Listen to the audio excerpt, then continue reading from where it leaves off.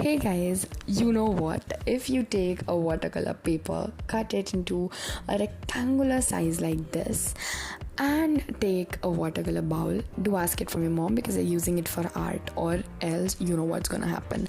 Then you take a very soft brush out of your brush collection, and then you decide between two watercolors like I'm doing here. One was of 75 rupees and another one was of 25, and of course I chose the cheap one because we are Indians. Actually, it's just not like anything like that. I didn't want to open the new one until I finished this one. So yeah, that was the case.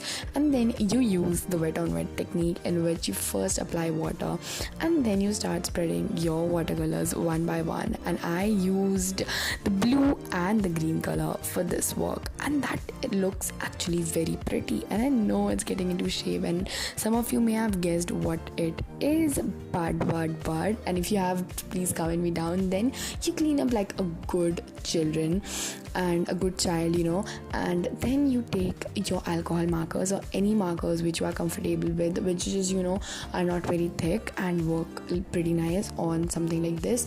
And then you already make outline with pencil, just for being very very careful and not to mess up with your artwork. And then you start doing the outline with patience, devotion and love. And I feel at some point you just know what it is, then it can be something very amazing.